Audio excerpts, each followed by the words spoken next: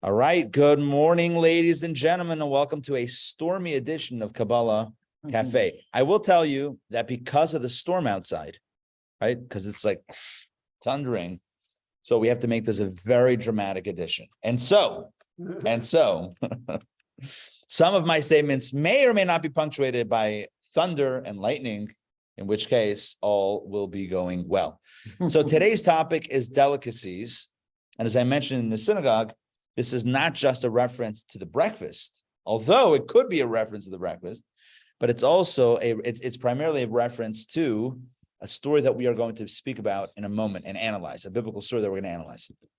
But before we do that, I want to reset the room a little bit and share and just kind of recap what we did last week so that we can get a running start into this week's conversation.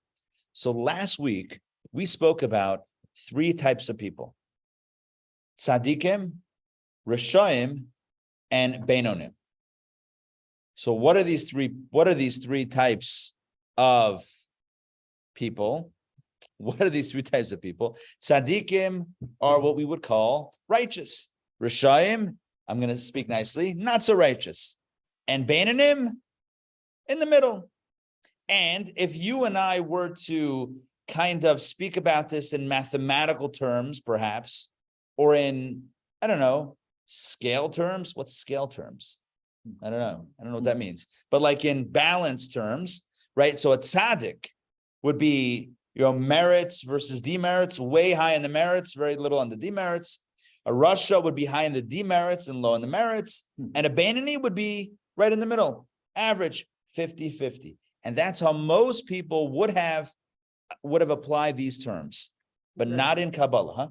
So Rambam says you should always think you're basically in the middle. He says you have to assume that you have equal. Yes. Sins, and you don't want to make that next sin can switch. Is that right? Yes, Maimonides beautifully says, right. So that would be a more traditional way of understanding it. And that's how Maimonides encourages us to look at life. So let me just play off that because it's a really beautiful thing that Sam just mentioned. So Maimonides says that every time we're faced with a moral choice, we should envision the world as hanging in the balance. 50%, like 50-50, good energy and negative energy. And the next good mitzvah, or this good deed that we're doing, will tip the scales for good or toward the side of goodness and bring in just blessings and redemption, as it were, to the world, personal, global, etc. That's how Rambam says we should look at it. And that's literally 50-50. Good stuff, bad stuff. It's kind of like I use the example of like the kids' arcade stuff. You take like a kid to these arcade, like they have bowling in arcades or just arcades. They have all these flashing games. I like to call like a miniature Vegas, right? It's like, I don't know, Fran is joining us live from Vegas, from the real Vegas. But this is these games are all flashing, and it used to be you put in tokens. Remember that? You put in tokens. Not anymore. You get a credit card. Each kid get not a real credit card. You use a card or payment. You get, hey friend, and then you load it up on a card, and then you swipe the card when you play the game. It's like a whole thing. Anyway, but there's one game that I love. I've spoken about this before in previous classes. It's a game where you do get somehow you do get like a coin, or maybe you hit a button and a coin drops. Either way, there's like a platform that moves back and forth, and it's got all these coins piled up. And if you put in the coin at the right spot, and that coin knocks the other coins, and then the whole thing topples, then you get, it used to be it would spit out tickets, not anymore. Your car gets loaded up with more points that you can, and after 1,000 points, you can get a rubber eraser and all is well. And you're wondering like what happened, and then it always ends in tears. This is a parent pro tip. It will always end in tears and disappointment. We had a great day, but everyone's miserable. That's just the way it is. It's just too intense, just way too intense. But I digress. Back to the story. So it's kind of like that one coin, when it falls in the right spot, it can tip the scales and it can knock down many coins, as it were. One coin, one mitzvah can have an incredible positive effect. Now, that's a typical way that we would understand Tzaddik, Rasha, Beinoni. Tzaddik is the righteous person, way more good deeds than negative deeds. The Rasha has the opposite ratio, and the Beinoni is in the middle, but not according to Kabbalah. According to Kabbalah and Hasidic philosophy, there's a completely different definition. A tzaddik is not just someone who does more good things than bad things. A tzaddik is someone who inside and outside is pure. When I say pure, I mean righteous, holy, dedicated to the mission, to helping others, to connecting with God. A tzaddik not only does the right thing, says the right thing, thinks the right thing. A tzaddik wants to think, say, and do the right thing. It's not only on the outside, it's on the inside. Good morning. Battling the elements. What a storm. Very rare. Tzaddik is rare. Tzaddik is super rare, right? Super, super duper rare. It says, the Talmud says, that maybe the Medrash or Talmud says, that Hashem saw that there would be very few tzaddikim, so he dispersed them, allocated them, distributed them throughout the generations, which means that in every generation, a handful maybe, right? Super rare. There's 36 hidden ones.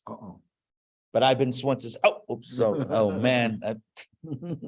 Anyway, so there's tzaddikim that are extremely rare. When I say a handful, maybe a handful that we know about. There are others that we don't know about. A Rasha, someone who inside has negative drives and experiences them on the outside as well. When I say the outside, again, there's how you feel and there's what you do. So on the inside, there's negativity. On the outside, there's also negativity. That's the Rasha. The Beinoni is the intriguing. This is the intriguing mystery person. It's not a mystery, but it's like the intriguing individual. The Beinoni is someone who on the inside has the same complications as the Rasha. If you did a spiritual MRI, the Beinoni and the Rasha would look identical, right? All the drives and the ego and the inside and all that stuff is just brewing within. But on the outside, looks exactly like a tzaddik. On the outside, in action, speech, and even conscious thought, the tzaddik is in a space of holiness and selflessness. So that's the persona of a tzaddik. So this is just a quick recap of last week. So tzaddik, Rasha, Beinoni, perfect inside, outside, not perfect inside, outside, imperfect inside, the Beinoni is, but perfect on the outside. That is, it's like the bagels. Crispy on the outside, chewy on the inside. The Beinoni, perfect on the outside.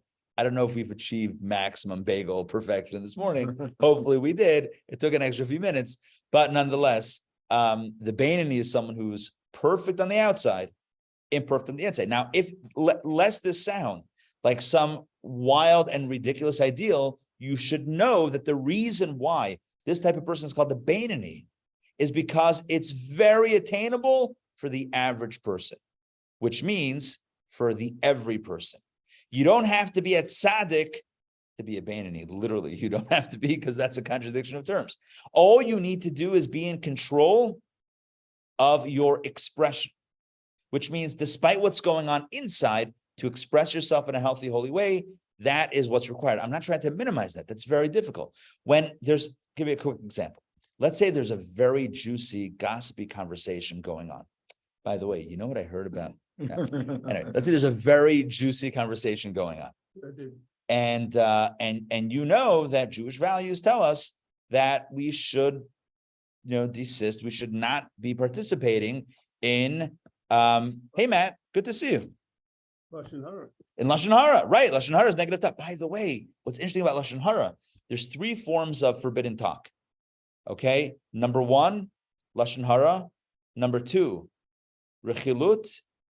And number 3, Motzi Shemra. No, I'm sorry. Let me reorder that. Rechilut, Lashon Hara, and Motzi Shemra. I'll give you a quick definition. Rechilut means gossiping. Not even negative. Just, I saw so-and-so in the store and whatever. Still forbidden, by the way. I know what you're thinking. What are we going to talk about? By the way, it's raining outside. Do you know when the rain's going to end? I'm kidding. Maybe we're left with the weather. I don't know. But according to Jewish law, rechilut, which is seemingly innocuous gossip, is also forbidden. Why? I know, right? Again, what are we going to speak about? Why is it forbidden? Why is it prohibited? I mean, look, there's many reasons why. Number one, what starts off as an innocent schmooze about someone else can quickly turn negative. Number two, imagine if you tell your friend, you're meeting your friend, you're like, oh, you know who I saw at the movie theater yesterday? I saw Bob. And you mean it like innocently. I was at the theater, I saw Bob. Meanwhile, Bob said that they weren't able to meet your friend yesterday because they had a medical appointment. Aha! Bob is busted. Anyway, the point is that we don't know what can happen, what can evolve from our seemingly innocent schmoozerai talk, right, about others. So therefore, Torah says, don't. That's level one. That's the most innocent. The next level is lashon hara. Lashon hara is when you speak negatively about someone, even though it's true. So it's true, but it's negative. It's disparaging. Don't do it. Number three is the worst. That's when you make up negative stuff about the other. That's the most interesting and the most fun. However, I'm sorry, I'm off the record. But that's the most devious.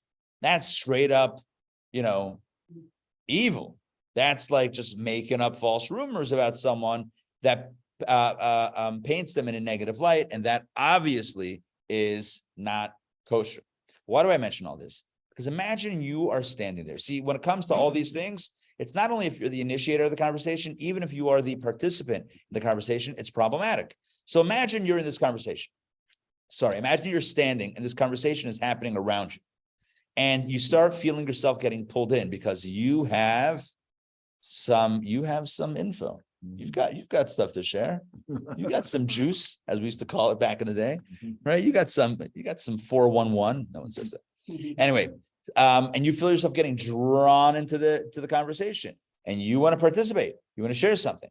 So the desire to get drawn into the conversation would not be felt by a tzaddik. A tzaddik, it would be allergic to this conversation, but you're not a tzaddik. This is not to you. That's speaking to myself. I'm not a tzaddik, so I feel myself getting drawn into the conversation. I now have two choices. Choice number one, behind door number one, is to enter the conversation. Door number two is make an excuse and step away. It's like, oh, I got to run. I'm so sorry. Knock yourselves out. I got to get out of here. Now, option three could be, transform the situation and encourage everybody to study Torah instead of speaking negatively. All right, maybe we'll try that one day. But in the immediate, there's two options. Participate, follow your heart and jump into the convo, or step away. This is the demarcation. That's the line. It's a thin line. It's the line between a Rasha and a Beinoni. Tzaddik wouldn't even have the desire to be part of the conversation. A Rasha, and again, that may sound like a harsh term, but it just means someone who's succumbing. The Rasha jumps into the conversation and says, oh, this feels good. Let's do it. I've been there. Right. The Beinoni says, although I want to, I'm not going to. The Beinoni practices self-control. This is one of the most important tenets in Kabbalah. That is that we have free, and in Judaism, it's like the foundation of Jewish faith is the tenet of free choice. The idea that you could really want to do something or say something, but you have the ability to hold yourself back and not. Or conversely, you might really not want to do something. I really don't want to help my friend. I really don't want to, whatever it is, something positive, right? Mm-hmm. You have the ability to do it anyway. I mentioned last week, we teach our kids this all the time, right? Even though you want to bop Sally over the head because she took your block, don't do it. You don't say, don't want to bop Sally. You may say that, but it's even more important to say, even though you want to, don't do it anyway, right? Be in control, have that experience of feeling and suppressing. Now, this leads us to the new ideas of today. Yeah, jump in, Larry. What if it's not about a person, but about an issue? Issues can be discussed. Yeah, but don't see one of the skills in that may be whatever one of the skills that would be great if it's reintroduced is the ability to discuss issues without getting so personal, right? Discuss the issues. I think it was Rabbi Joseph Telushkin, prolific author, who in his biography of the Lubavitcher Rebbe wrote that the Rebbe personified the art of disagreeing while not being disagreeable. The Rebbe didn't agree with everybody, but there's an art to disagreeing with somebody but without making it into a conflict, being without disagreeable. Like we don't see eye to eye. That's okay, right? We can still get along. And it's an art that I think would all the world would be better off if we pursue that art. But here's what I want to get to today. There's some beautiful ideas that are encoded in biblical tales. And I just a quick disclaimer, I don't know, not disclaimer, a quick intro to this. We might study the biblical stories when we're really young, in school and Sunday school and whatever, and Jewish day school. I'll keep these for right now, but we're going to pass these out in a second. But give me 1 second. So we might study these stories when we're young. The problem is when we study the biblical stories when we're young, they get concretized. They almost get set in what I would call a fairly immature way of understanding. And I'm trying not to be judgmental, or I'm not being judgmental. I'm just saying, maybe I don't know. But it's like, it's due to no one's fault, but it gets locked into this, it could get locked into a space where it feels like a bit of a Baba Mice. You know what a Baba Mice is? Mm-hmm. Like I don't know, a fairy tale. Old wives' tale. Old wives' tale. It's like, oh, Adam and Eve, they ate from the tree and they got knowledge. Really? It was a magical tree, a magical fruit, granted them knowledge. What kind of fruit is that? Right? I could use some of that. Like what are we really talking about here? Or Noah's Ark, or any of these stories, and there's a way to look at them. The way we understand anything as a child is going to be different than we understand it as an adult. I think part of the challenge is, and the problem is, that oftentimes we study these stories, we study the Torah, biblical stories when we're younger, and for many people, we don't study them as we get older and mature on a deeper level. And so my goal today is to share with you a few biblical stories and understanding what they mean as we mature and understand it from a much deeper perspective. What I'm really trying to say is sometimes Torah is wasted on the young. I'm kidding, not wasted, God forbid. But I mean, like and then you tell somebody, hey, let's learn the Torah. And it's like, oh no, I already know the stories. It's like, hold on, you know those stories. You ain't seen nothing yet. So I want to share with you this. Please take a pass. Please take and pass. Thank you. You're welcome. Thank you. And we are going to relearn some stories. The first story, which I titled Struggle, is one that I quoted last week. I believe I quoted it last week, but we're going to look at it from another perspective today, which is going to be very powerful. I will pull this up online as well. Here we are. Okay. Struggle. All right, I'm going to read this. Okay, so the first two paragraphs are coming from the book of Genesis, Bereshis, chapter 25, verses 19 through 23. And this is the beginning of the Torah portion of Toldot. Toldot is where the Torah, the Bible, chronicles the saga, the children of Yitzchak and Rivka, Isaac, and Rebekah. All right, here we go. These are the generations of our lives. I'm kidding. These are the wasn't that a soap opera? Yeah. Days of our lives. Days of our lives. Days of our lives. I'm like, generations of our lives? No, days of our lives. All right. General Hospital. The young and the restless. These are the generations of Isaac, the son of Abraham. Abraham begot Isaac. Okay, let's continue. Isaac was 40 years old when he took Rebekah, the daughter of Bethuel, the Aramean of Padan Aram, the sister of Laban, the Aramean, to himself for a wife. We got a lot of bio about Rivka, about Rebekah. Anyway, so Isaac married her when he was 40. Let's continue. Isaac prayed to the Lord opposite his wife because she was barren. And the Lord accepted his prayer, and Rebekah, his wife, conceived. So again, they both pray. Opposite his wife means that they were both praying in complementary ways, and they were both praying for a child. And indeed, God accepts the prayer, and she becomes pregnant. I also once saw a commentary that I love. Commentary says, what does it mean that they prayed opposite each other? They didn't know at that point in time which direction to pray. It's Physical direction. So opposite means they each prayed in a corner of the room. So one would cover like the northeast, the other would cover the southwest, cover all four directions, cover all the bases. I thought that was an original way of looking at it. I don't, it's not the only way to understand what it means opposite, but I really like that. I really like that idea, is that they were praying, kind of opposite corners. I think it's a cool idea. Okay, let's continue. So she gets pregnant. Now, and I mentioned this last week, but we're going to go a little bit deeper today. The children struggled within her. And she said, if it be so, why am I like this? Which kind of means that she was saying, like, if this pregnancy is so difficult, then I regret wanting to become pregnant. If this is what it's like I didn't know this. I didn't know this before. So she went to inquire of the Lord. And the way the commentators understand this is she went to ask a prophet that was there at the time. So the Lord said to her through the prophet, 2 nations are in your womb, and 2 kingdoms will separate from your innards.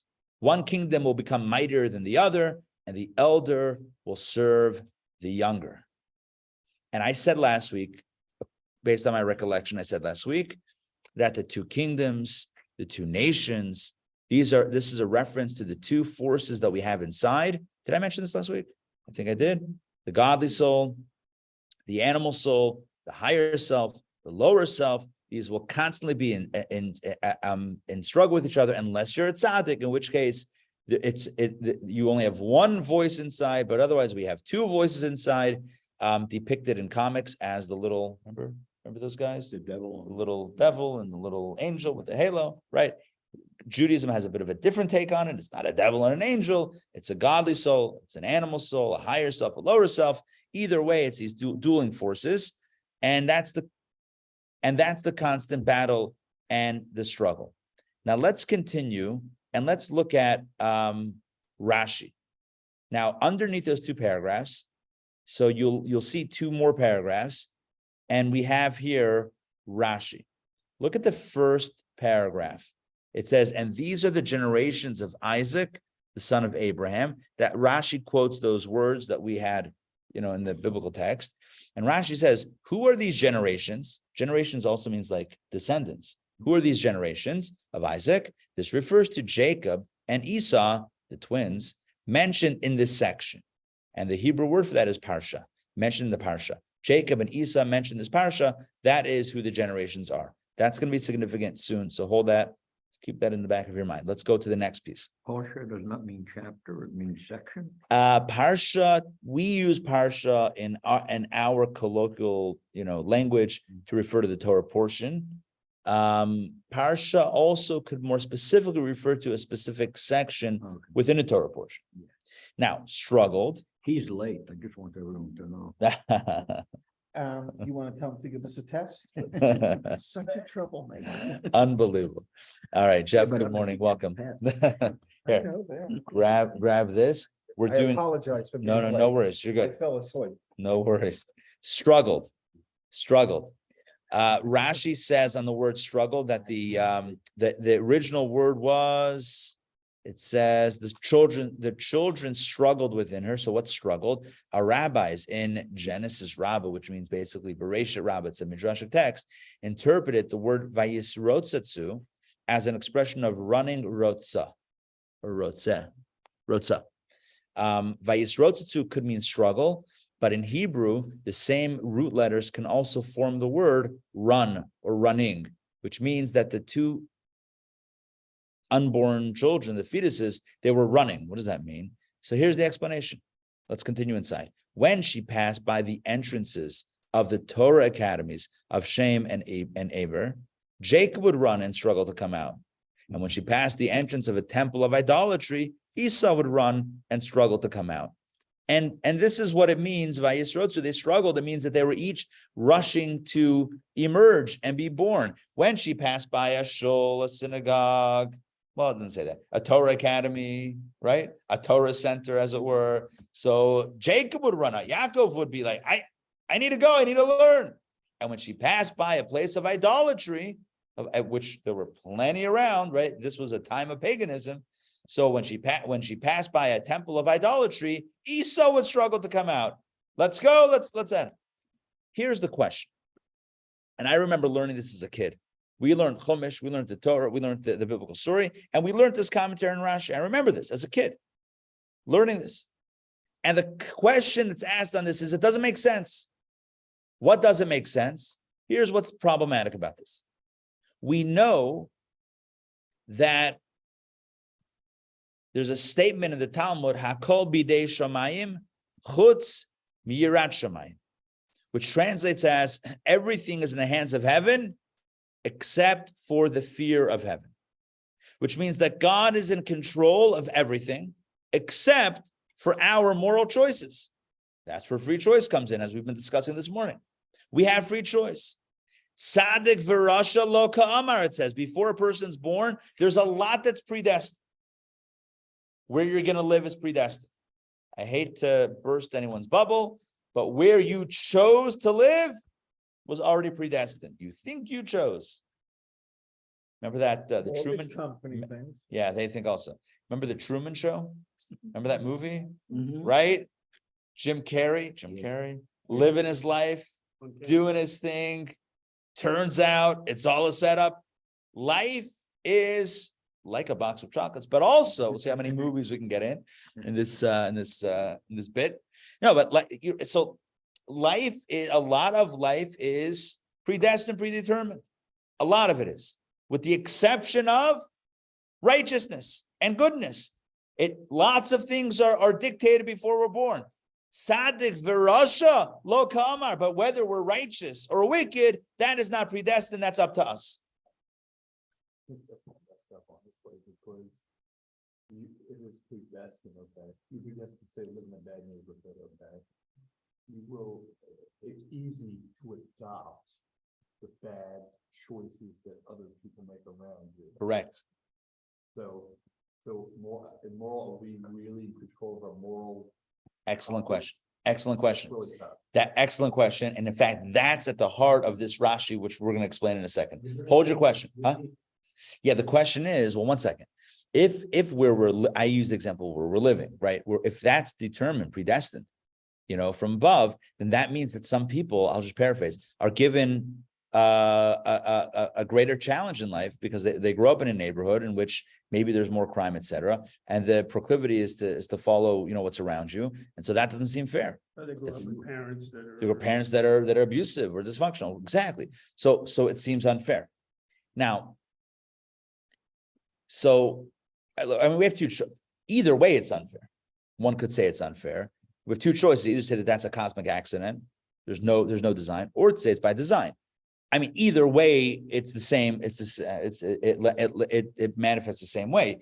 But I think the difference is, as we'll see how this plays out in understanding Rashi's commentary in a powerful way. So the question is like this: if righteousness and lack of righteousness is not predetermined, before we make that choice, then how is it that in the womb already, which is pre-birth, Yaakov was running out to study Torah and Esau was running out to serve idols? If righteousness and wickedness is not predetermined, is not predestined, if that's up to us, then how in utero, how are these twins each pulling in a different direction? It makes no sense. The way the mystics explain this is as follows, and I think this answers your question, and this just expands the idea and really our deeper understanding of ourselves and what's within in a very powerful way. And that is that although righteousness and wickedness is not predestined, in other words, moral choice is always in our hands, nonetheless, there are different proclivities given to different people. Some people are leaning more toward naturally wanting what's right. And some people by nature lean toward what is not right. That is the way they were created. Some created this way. There are some people created like a Yaakov, like a Jacob, and some created like an Esau, like an Esau. That's the way it is. But Once again, but what's the point? The point is that even the one who's created like an Esau, like an Esau, should resist the natural temptation, the lowly urges, etc., the negative drive inside, resist, push against it, and make the healthy choice. Now, it's easier for the one who's the Jacob. What I'm basically saying is, someone who's born on the path of a tzaddik, it's going to be easier to make the right choice, as opposed to someone who's born on the path that has all of this negative drives, which is, again, most of us, these negative drives inside. It's much more difficult.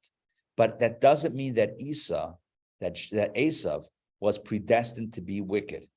He was predestined to have negative tendencies, but he was expected, as we all are, to resist the negativity and to rise above it, which also speaks to our environment and our upbringing.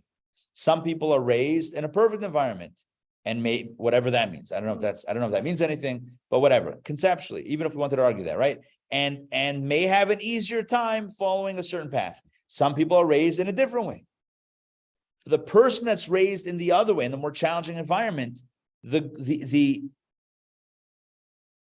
challenge would be to rise above it, to push against it, to use that as a catalyst for growth despite the upbringing, etc. That is the way that Judaism, specifically Kabbalah, looks at this. And even the truth is, Maimonides speaks about this. He speaks about the person who is naturally and intrinsically wired in a righteous way, and he speaks about the person who's naturally wired in a not so perfect way. And each one has their purpose, right? Each one has their purpose. Is that why Esau gave up his birthright? So what happens with Esau is that he's a guy who was born with that natural, with a very active animal nature, but he never rose above it. Remember when his father wanted to give him the blessings before his passing, and his younger brother took it from him? Question always asked. Everyone asks, what was the father thinking? What was Isaac thinking? He knew. What was he unaware of his son, of his sons? Why did he want to give him the blessings? And if his wife knew, if Rivka knew that the older son Esau was not worthy of the blessings, so she sends her younger son Yaakov to dress. Husband's blind, so to dress up in the older brother's clothes and to sneak the blessings. Why not have a conversation with her husband and say, "Listen, you got the wrong guy."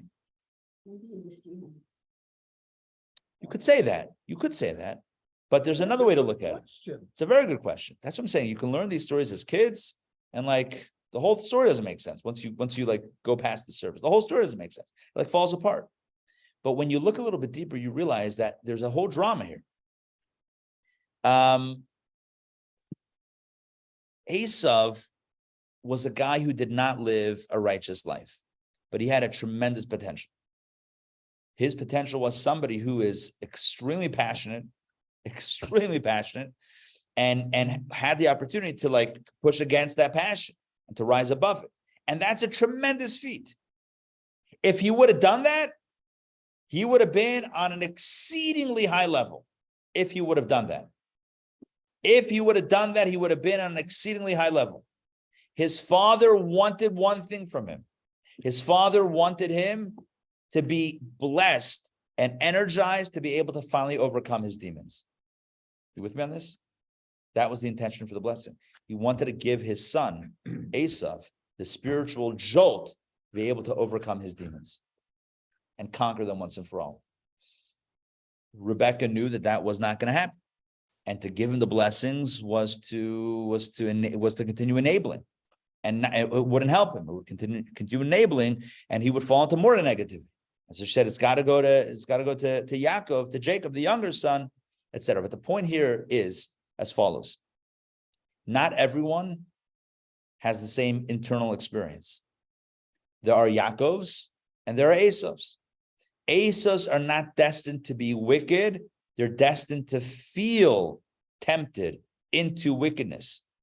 But the ideal of the Esau is to feel it, to push it down, and to keep on moving in a positive direction. Esau could have been the ultimate Beinoni. He chose not to. That's where the choice comes in. Not everyone does the right thing. Esau chose to follow his negative inclination inside. And that is what steered him in a negative path. So that was Esau. Yeah. I always questioned as a child, why couldn't he give them both blessings? Why was there only one? It's a blessing. He could have blessed them both on his deathbed. He ends up did. blessing them both. He ends up blessing them both. Good. It's a good question. Different, but It's a different type of blessing. The blessing that he wanted to give Esau was the physical blessing. Because he was a physical guy. Take the stuff and transform it. Got it. And his mother knew that, Rebecca knew that it wasn't going to happen. So she said, give this blessing, the physical blessing, even to Yaakov, who was the guy who sits in the tent and studies all day. What does he need? What does he need good bagels for? Nonetheless, right? Nonetheless. Yeah, Dr. Maxey. So what does that mean, practically speaking, for us if I have a son who appears to be an Esau and I want him to be able to overcome or empower him to overcome his negative inclination?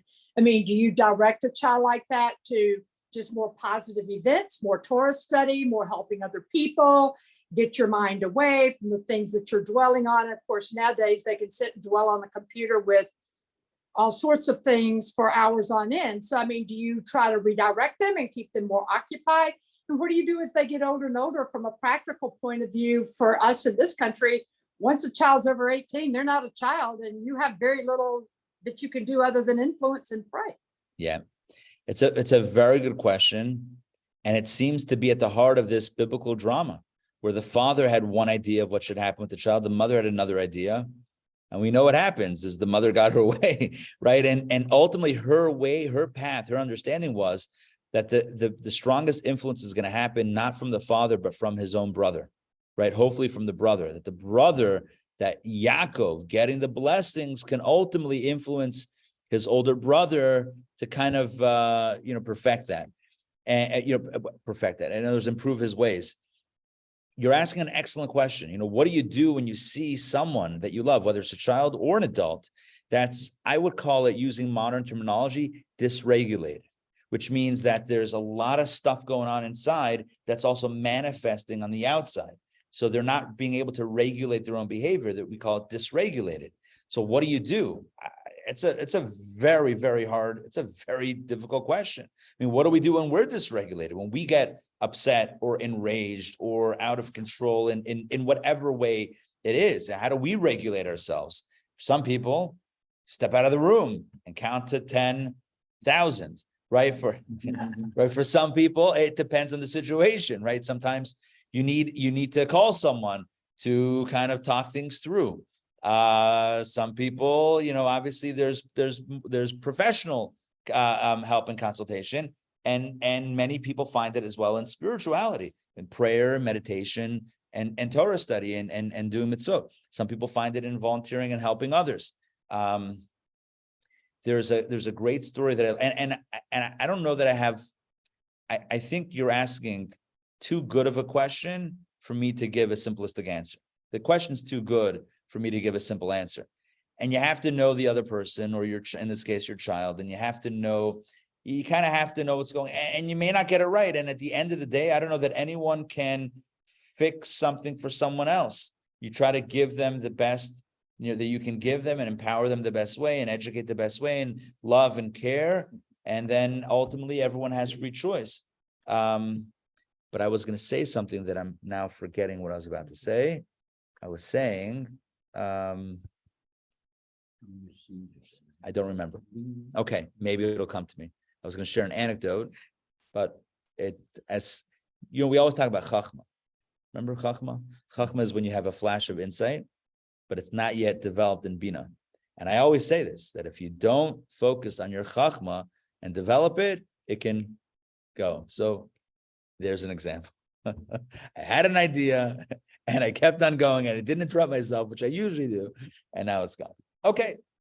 Anyway, At least I didn't interrupt you. at some no worries. At some point, it may or may not come back. All right. So the idea of Rivka being pregnant with twins and these two beings, right, pulling in different directions doesn't mean that one was destined to be good and the other one destined to be evil. One was that, and this is a very important distinction. One was destined to live a life of spiritual seamlessness, to be spiritually seamless. Yeah.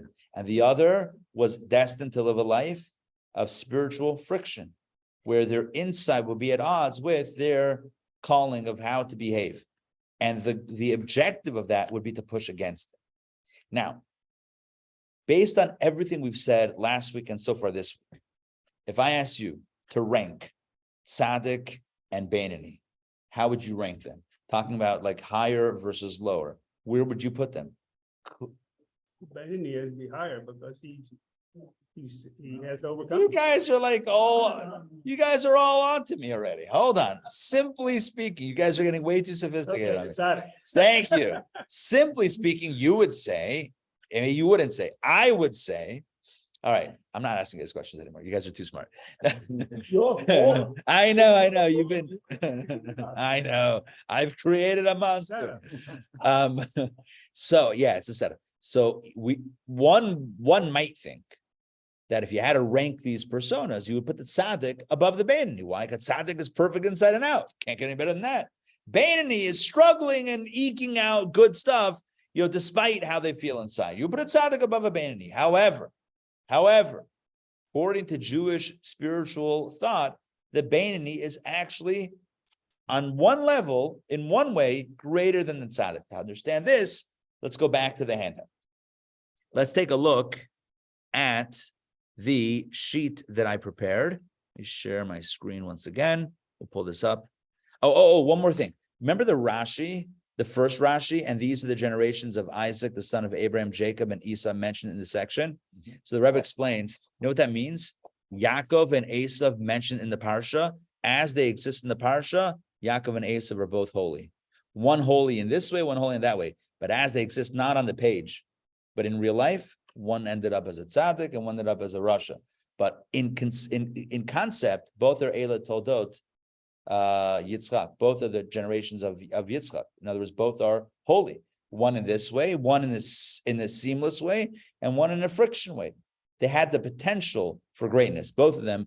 One followed the path of least of no resistance, and one, I guess. That's not how they were created. Yaakov was created without that. I mean, he was created like a tzaddik, and Esau was created to be a Beinoni, but he struggle. But he didn't make that choice. Didn't he do teshuva later? He did. Oh, actually, so when it comes to Esau, Yishmael did teshuva. Esau didn't, but listen to this. Esau's. Thank you for mentioning that. Esau. We always talk about origin stories. What was Esau's end story? So if you recall, and this is based on the Midrash and the Talmud, when Jacob, so the whole family ends up, remember Joseph goes to Egypt, anyway, the whole family ends up in Egypt. And Yaakov lives the last 17 years of his life in Egypt. And he passes away. And he tells his family, do not bury me in Egypt, take me back to the promised land, Canaan, right? Take me back to the promised land, and bury me with my ancestors in the cave of Machpelah in Hebron. Okay, and so they take Jacob's remains to Israel or Canaan, the land that would become known as. Isn't Esau there? So what happens is Esau is standing there, his twin brother. He says, no, we're twins. We each get a plot, right? Me and my brother each get right? We're two sons. We're both heirs of my father, of Isaac. We each there's two spaces left. He had one space. I have the other space. He used his space for his wife, Leah, who passed away. He already buried his wife there. I have the next spot. I have the last spot. You can't take both spots. And a whole ruckus, more than a ruckus plus Ruckus It Max. was a tumult. It's like HBO Max, huh? A It was a tumult. It was a tumult. It was a brouhaha. Oh. It was a brouhaha. It Oh, I raised- didn't know it was that bad. Yeah. This was the level of brouhaha. Anyway, so a whole fiasco ensues because Esau is adamant. Now, listen to this. Like a lot of his family was there in this burial procession. They all came up, and one of them was his name was Chushim, the son of Dan. Oh, 1 second. In the meantime, they send Naphtali, one of Jacob's children, back to Egypt to get the document where Esau sold his birthright to his brother. Because if you sold the birthright, then you lost both spots at this point, right? It's like if you're living in New York City and you have a parking spot and you sell it, you can't park there. That's how it works. Even if you live in Atlanta and sell your parking spot, you still can't park there. But anyway, so Naphtali, who's swift as a deer, right? That's his like animal spirit, right? So he's running back. He's heading back to Egypt. Reminds me of a story. See, I will now interrupt myself consistently. So we were counselors in Huntington Beach in Long Beach, California, when it was years ago, like I don't know, 25 years ago. Me and my friends. Exactly. We were counselors in California for the summer in a day camp. Really like beautiful big day Chabad day camp. And it was July 4th weekend. And so we figured it was actually July 4th was on a Sunday. So we figured what better way, and camp was off, I think maybe that Monday, maybe Friday, whatever. So we went down to San Diego for Shabbos. And then we figured what better way to celebrate the birth of America than going to Tijuana. So we go down. So that's right. That obviously sounds very patriotic. No, we're like, let's go to Tijuana. Why? Because I don't know, they sell those chess sets that are very cool that people had back then. I don't know. So, anyway, so we go to Tijuana. Did you get a chess set? We drive. No, because I couldn't haggle properly. No. I don't know. I wasn't able to like. Anyone been to Tijuana before? I was trying to like. I don't know. I was very unsuccessful. Maybe I got something. We tried to get like some tchotchkes. I don't know. Whatever. So we drive down to Tijuana, and we're there, and I think we had to park somewhere and then rent a car or something because you don't drive your own car in. I remember there was something going on over there with. Anyway, so we're on our way back out, and we come to the U.S. border, right? Yes, we come to the U.S. border. And it's like Sunday, July 4th in the afternoon, probably early afternoon, like maybe 2, 3 o'clock. Was the time when you didn't need a passport to go to Mexico? So here's the story. So right. You didn't. So they asked everyone in the car, where are you from? Yeah. So they're like, where are you from? Everyone's like, America. There was one guy from Australia. He says, Australia. They're like, okay, do you have your passport? He's like, no, you can't come in. You can't come in. Great. Played a lot of His chess. last name was Kramer. Kramer. Right? Like, Did you send Naphtali to get him? yeah. So what we do is we leave him at the border with one guy. No, with me. So there was like, I think probably 5 guys in the car. So 3 of the guys stay in Mexico with the Australian fellow. And me and someone else drive all the way up to Long Beach, get his passport, drive all the way back down, bust him out of Mexico. I felt like Naphtali. So anyway, so Naphtali is running back to Egypt to get the paperwork to show and prove that Esau should move out of the way and let's bury Yaakov. In the meantime, there's a guy Chushim. He was the son of Dan. Dan was one of the 12 sons of Jacob. And so his son was Chushim. He was called Chushim. He was deaf. And he is not sure what's going on here, but he sees his grandfather the coffin is waiting, and Esau is standing there. He doesn't know what's going on. He takes out this is a little graphic. He takes out his sword and says, let's end this right now. He sounds a little bit gory. Esau? He killed Esau. No way. Decapitated him. He kills Esau, and his head rolls into the cave of Machpelah. Oh, so he got his wish. So his head is buried there. And according to Kabbalah, the way Kabbalah, it got a little grosser than I remembered, or than I was like conceptualizing in my head. However, here's the point. Kabbalah says, what does it mean that his head is buried there on a deeper level?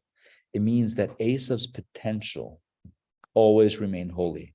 In other words, in practice, he didn't conquer his innate drives, but he could have. His potential was holy. His head was holy. He had a holy source. He just didn't control his body. He just didn't control his body. Just didn't control it. Someone who has negative drives is not unholy. Could be the holiest person if they're in control. But if they don't, then they can go into that unholy space. One could say it's like Elohim and Havaya. Esau was like Elohim, Struggling. worldly, struggling, everything like that. Yeah. And Tzaddik is like Havaya, beyond the world. Yeah. Yeah. So his nefesh Bahamut stayed outside. His animal soul remained outside.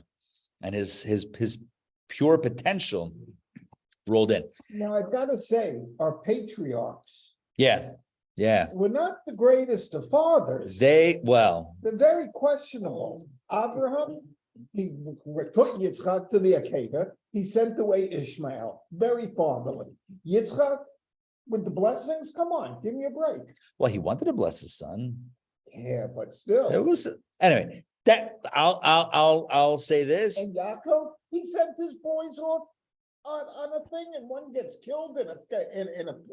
I will say this. There was definitely a lot of family drama in the Bible. The first time you find consistently, this is a theme that you find throughout the book of Genesis, sibling rivalry.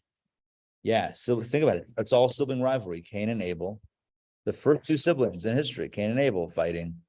Then you have Yitzchak and Ishmael, Yaakov and Esau, Joseph and his brothers. They're always fighting. The first two brothers that get along, Moshe and Aaron, Moses and Aaron. And Menashe and Ephraim, yeah, but they weren't vying for power necessarily. Although you're right, Menashe and Ephraim, because one was blessed before the other, he could have taken it personally. You're right. It's a good point. But the first one's in a real position of leadership, Moshe and Aaron, and we see where that ended in a good place. Let's look at this next piece, delicacies. Sure. Story about the tower and Esau. Yeah. It's not in the- No, it's in the Midrash or the Talmud. Yeah. It's a family story. Yeah. Yeah. Yeah. He was there. He was one of the children of Yaakov. So he was there by the funeral. So, and he was apparently quick. So they sent him back to quickly, like me. I was one of the two guys that went to get the passport for my buddy. Like, okay, you can drive fast. So he went back to get it. In the meantime, it was taken care of, apparently. Yeah. What did Esau do that was so holy? Well, we didn't get into the details. According to our tradition, he was a trapper. He trapped people, women, and money. He killed, he stole, and he philandered. Yeah. Yeah. That's what our tradition says. Let's look at delicacies. Now, again, so just to play off of that. So Esau, he could have wanted to do all of those, but hold himself back, and that would have been the greatest of the great, even greater, as we'll see now, the greater than the tzaddik. Well, what's the reciprocal of that for the tzaddik? The tzaddik doesn't have that temptation. I know, but so why not? You know what I'm saying? What's his temptation? The tzaddik doesn't have. That's not his mission. His mission is to walk down that path of purity. So we don't really have 100% pure choice. Meaning right. The Russia could choose to be correct. Good, but the tzaddik going to choose to be Russia? Correct. No, the tzaddik is. That's why there's only a few. Yeah. The tzaddik is the template of what perfect behavior looks like, so that the rest of us struggling being in him are like, oh, that's what that looks like. Even though for them it was not the product of difficult choice. For us, it would be, but it's a template. It's a perfect template. It's kind of like you're painting. It's like you're painting a tree. That's not fair. He was born a tzaddik. No. Let's look inside. You never met a tzaddik. Let's look inside. Delicacies. Not Norm?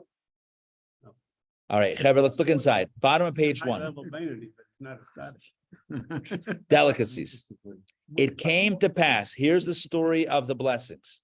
It came to pass when Isaac was old and his eyes were too dim to see, that he called Esau his elder son, and he said to him, my son, and he said to him, here I am.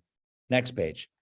Second side, page 1. He said, behold, now I have grown old. I do not know the day of my death.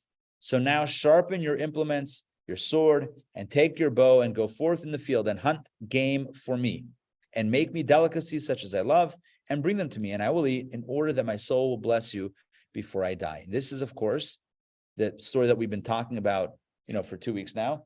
The story of the blessings where Isaac, Yitzchak, wishes to bless his older son, and he asks him before he blesses him, bring me food. Commentators talk about this. Why did he need food before he blessed him? The idea is that sometimes a blessing has to have a physical kind of vehicle for it to happen. So if he gives him food, then the blessing can come. Anyway, let's look at what was strength too, it was. No, he was able to shecht kosher. with a bow, Yeah, that's what it says in the Talmud. He was able to really? shecht along the side. Yeah. Take a look at Tanya chapter 27. This next line is from Tanya. And I realized I didn't italicize it, so I am now. Okay, next, chapter 27 of Tanya. There are 2 kinds of divine pleasure. Oh, because look at the last sentence of the text that we just read, where he says, and make me delicacies. See that word delicacies? Delicacies is plural. And so in Tanya, the Alter Rebbe, the founder of Chabad, he explains why there are 2 forms of delicacies. There are 2 kinds of divine pleasure.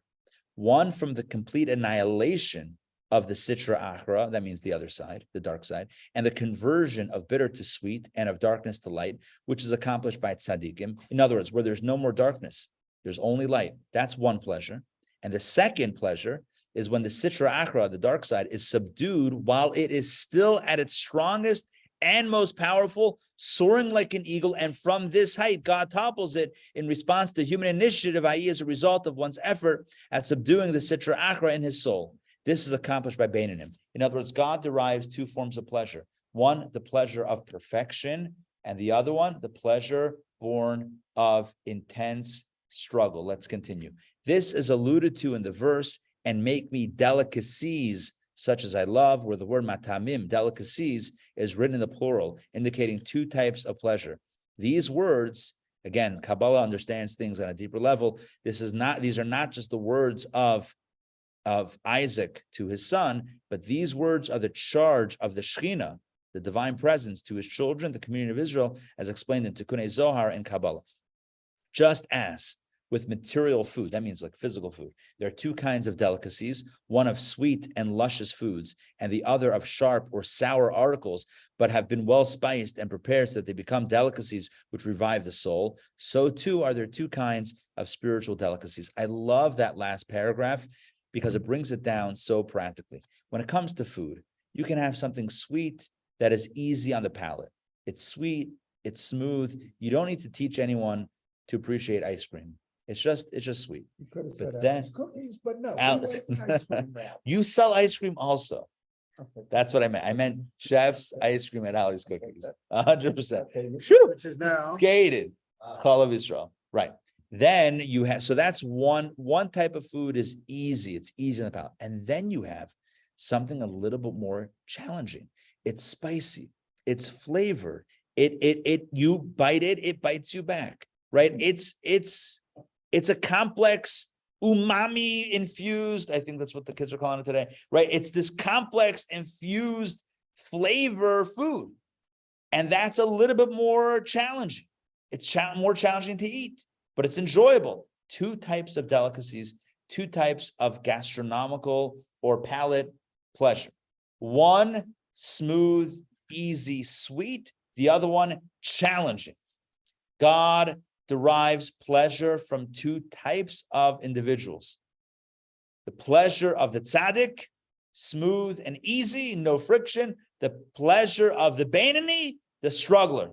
The one who wants with every fiber of their being to do the wrong thing, and who still pushes against it, and ekes out the right thing despite all odds. That is beautiful. Question or no? That is another form of delicacy. I asked before a few minutes ago, how would you rank the two? And many of you said, how would we rank the two? We would put the Beinoni over the Tzaddik. And indeed, although it's not in the quote, chapter 27 that I put here, indeed in Tanya, he further says that the pleasure that's derived from the Beinoni is even greater than the pleasure derived from the Tzaddik. On one level, if you're thinking about perfection, the Tzaddik wins, the Tzaddik takes that every day of the week. But the pleasure, this complex, sophisticated pleasure born of contrast, that is the repertoire of the Beinoni, and that is what gives incredible pleasure. To think about it in other terms that we've shared many times before, it's the difference between angels and human beings. Angels are perfect. Angels, like tzaddikim, are like angels, right? Snapshots of perfection. It's easy, it's pure, it's simple. There's pleasure in that. There's beauty in that. But there's an even great, on one level, there's an even greater beauty in the Beinoni, the one who's struggling and who does the right thing despite the odds. Now, yeah. That's just said the same concept as the Baal Tshuva.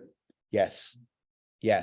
The Talmud says that the place, what is a Baal Tshuva? We'll translate it. The Baal Tshuva means the one who has come back from the dark side, the returnee, the one who's walked along a negative place and now has come to a positive place. And we're all there. We've all been in negative places, and hopefully, and maybe we're going back and forth as life does, right? As people do, we go here, we go there, we go here, we go there, and the reality is the Talmud says, in the place, the makom shabali tshuva amdim, in the place where bali tshuva stand, tzaddikim can't stand, right? They can't reach that space. Never experienced it. They've never experienced it. The pleasure. It's like, speaking of children, Dr. Maxey asked before, when you have a child who excels at doing the right thing naturally, is a people pleaser, a studious person, a studious student, someone who's a perfectionist, okay, and they do well. It's easy, right? Again, if it's easy, then it's easy. But imagine the student who's not a natural student, right? Who's not naturally diligent in studying and who works really hard. So you have the other student who doesn't have to work at all and gets 100 on every test. And then you have the other student who works really hard to get a 70. And one might derive greater pleasure and satisfaction and nachas from the kid who worked really hard. Because at the end of the day, it's not just about perfection. It's about effort and about power. When I say power, I don't mean control. I mean like the energy that's being utilized. The energy of the Beinoni is much greater. Like the energy output of the Beinoni is much greater than that tzaddik. Tzaddik is smooth and easy. The energy of the Beinoni it's much more volatile, and because of that, it's much more spicy. God likes spicy. Ask yourself a simple question: if God really wanted perfection, why did He create most of us not perfect? When I say most of us, pretty much all of us not perfect. And Tanya's conclusion is, you know why? Because God really likes spicy food. More like than what? spicy food, more than the sweet stuff. God likes spicy food, right? That's it. So there's more spice that God, and so the question was asked, like, so why are we given such a hard? Why is the deck sometimes stacked against us? It seems like whether internally or externally, and the answer is because that's the purpose of life: is to have the deck stacked against and to push against and to still do the right thing despite everything going on inside or outside. Now, all of this is the introduction to our text. Our text, and I probably ended last week's class the same way. This text is going to deal with two spy stories. Two Jewish spy stories. Spy story 1 and spy story 2, the sequel. Now, you know the sequel is never as good as the original, right? That's the way it is. I'm kidding. But it's all Torah, so it's all... Does it get better? Listen. Oh, now we're going to have... film debates. It's a machlokes. Siskel and Ebert. No. Remember those guys? Shammai and Hill. Yeah. That's their Hebrew name. Siskel and Ebert. It may very well be. All right. I wanted. Yeah. Yes. Yeah. That's where we're headed. Now, I want to quote here one last thing before we close out. Two souls. This is on the bottom of the second half, where it says two souls. This is very, very instructive. These are the first two chapters of Tanya, or excerpts from the first two chapters of Tanya. And he speaks about the two souls. And this is really going to take us into our text. And remember, the two souls are at the core of the conflict. If you have two active souls, you will be in conflict. If you have one active soul, well, then either you're a tzaddik or a rasha. But if you have two active souls, then now you have that tension inside. So here we go. Here he explains how most of us, in fact, he says every one of us has these two souls. Every Jew, whether righteous or wicked, possesses two souls. As it is written in Shamot, souls which I have made. These are two nefashot, two souls and life forces. And here he describes, and we're going to go through this very quickly. Here he describes the two souls. One soul originates in the klipa and sitra achra. Klipa means shell, sitra achra means the other side. It is this nefesh, soul, that is clothed in the blood of a human being, giving life to the body, as it is written, for the nefesh of the flesh, i.e. the nefesh that sustains physical and corporeal life, is in the blood. Now, it doesn't mean that if you take blood and run it through Theranos's machine, run it through, too soon, run it through the tests, that you'll see a soul inside. What it means is this soul is the life force, the physical life force of the body, which is consistent with the blood, i.e. the life force of the physical body. Now, from this nefesh, which is the lower nefesh, that's from this stems all the evil characteristics deriving from the four evil elements within it, namely anger and pride, emanate from the element of fire, which rises upward. The appetite for pleasures emanate from the element of water, for water promotes the growth of all kinds of pleasurable things. Frivolity and scoffing, boasting and idle talk emanate from the element of air, like air they lack substance, and sloth and melancholy emanate from the element of earth. From this soul stems also the good traits inherent in every Jew's character, such as compassion and benevolence. His point is that the first soul, which we always call in Chassidus, we call the animal soul or the natural soul, right? So this soul is not evil, but all of the evil characteristics stem from it. So anger and pride represent the negative element of fire, right? Fire is this, raging force, this severe force, anger and pride. You have water. Water is synonymous with pleasure. Frivolity and scoffing, boasting and idle talk. Hot air is air. And then you have the heavy stuff, laziness and sadness that emanate from the negative element of earth. So the point here is that the natural soul that we have inside of us is the source of all these negative traits. The second Jewish soul is truly a part of God above, quoting from Job, as it is written, and he blew into his nostrils the soul of life, and you blew it into me from the daily liturgy. And that refers to the second soul.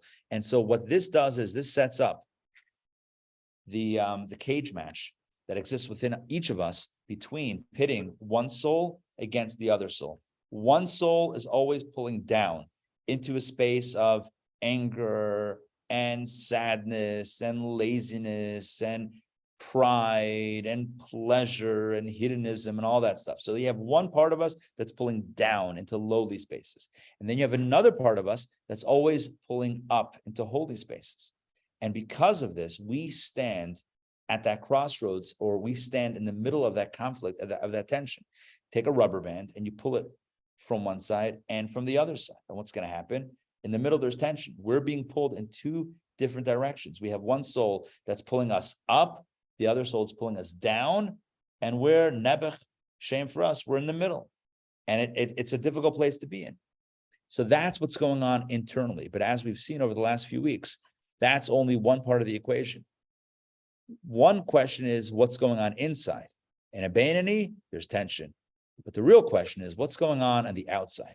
How are you showing up to the world? Are you showing up with the same conflict that you have on the inside to the outside? Do you present yourself to your loved ones sometimes as happy and sometimes as enraged? Or do you show up in a holy way, in a healthy way, channeling your higher self, despite the fact that your lower self is pulling within? That's the mark of the Beinoni. The mark of the Beinoni is someone who can withstand the inner turbulence and present and show up in a way that is holy and healthy, kind and generous, giving and nurturing, positive and proud. That is the mark of the Beinoni. The Rasha is someone who allows the inner demons to take hold of their behavior. The tzaddik is not even struggling. It's the Beinoni that is the hero of this life. In heaven, souls of tzaddikim and angels rule the roost, right? In some other space, maybe Rishayim are ruling the place. This world, this lifetime, this space is the space of the Beinoni. In fact, the book of Tanya, which is the core work of Chabad Hasidic philosophy, the real title of that book, Sefer Shel Beinonim, the book of the Beinoni. Many, many great scholars, many great rabbis wrote books for the tzaddik. But the founder of the Chabad movement recognized that that is outside the reach of most of us. Who are you writing that book for? How to be a tzaddik? How to be a tzaddik in 30 days? Who's actually going to be able to pull that off? I think actually it's called Tzaddik for Dummies. Tzaddik for dummies, right? Who's going to pull that off? So the Alter Rebbe said, you know what? Don't try to be a tzaddik. You're going to end up disappointed. Try to be a Beinoni. I feel like this is so 2023. Embrace the fact that you're not perfect. And because of that, you can show up in a healthy way. If you feel bad about imperfection, you're more likely to show up in a negative space. If you have an expectation of perfection, let me explain what I'm saying. Dr. writes in Tanya, he says, people come to me and they complain that they've been davening for 30 years and they're still being inundated with distracting thoughts when praying. Why is that? It must be that I've been wasting the last 30 years. I'm making no progress. He says, you're making no progress? Who says you're making no progress? Every time you reject a distracting thought and refocus on your prayers, you're making progress. Oh, you're asking why you haven't yet slayed the inner dragon, why you haven't evicted all of those disturbing thoughts in totality? Oh, that's because you're not a tzaddik. Oh, you thought you were a tzaddik? Who told you that? Why are you thinking so highly of yourself? You're a Beinoni. You're an aspiring Beinoni.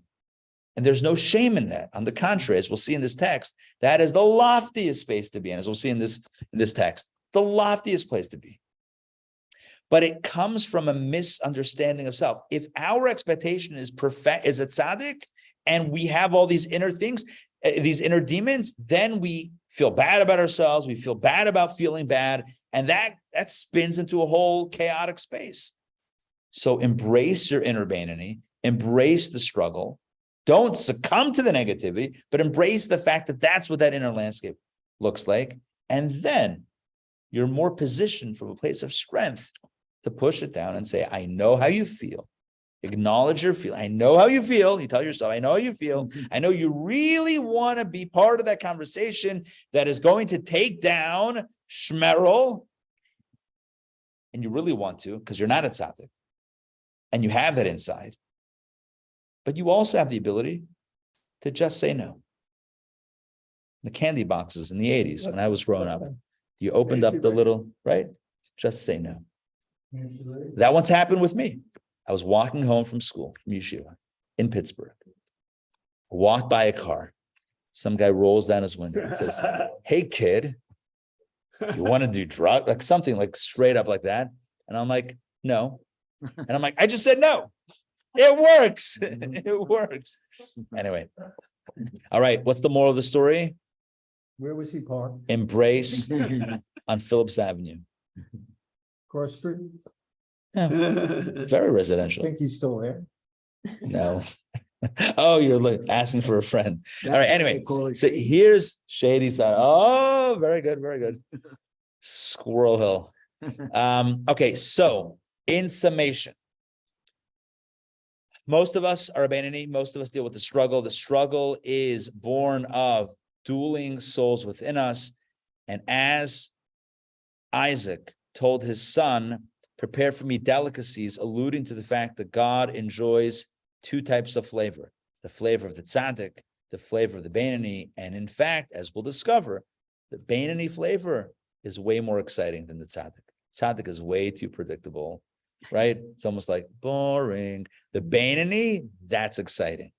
All right, so this week, feel the inner struggle, push it away for the moment, and embrace the Beinoni. Can someone be a Beinoni every moment of every day? Can someone actually be a Beinoni full time? The answer is conceptually, it's hard. It's hard. To never let that through, it's really hard. To be a gatekeeper, to never allow that, you're right, it's really hard. But like anything, one moment at a time, one struggle at a time. I remember hearing a story where there was this Rabbi said when he was a kid, he asked like an elder chassid, like, how does one live like a Beinoni?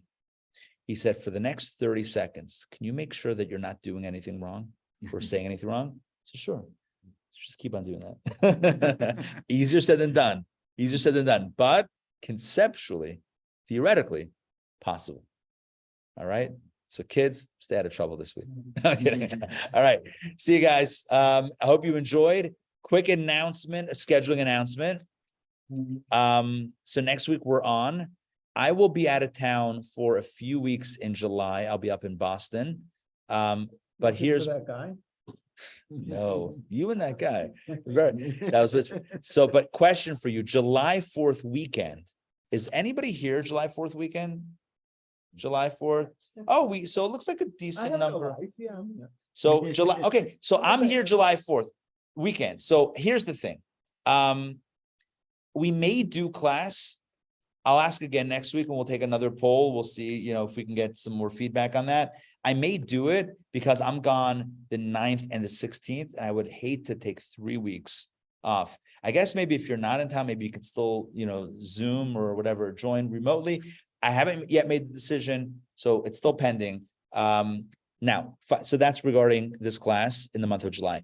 But in the interim, so this Tuesday night, we have our second session of the brand new course called Legends of the Talmud. It's studying the book of Ein Yaakov, which is a work that calls Talmudic stories, taught by Rabbi Naftali Zakon.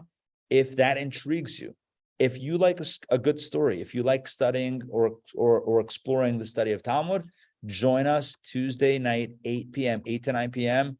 right here for Legends of the Talmud, and stay tuned for breaking news about upcoming classes. Also, I should announce that this Shabbat morning will be the final session of the Rosh Chodesh Society course for women, starting at 10:30 in the synagogue.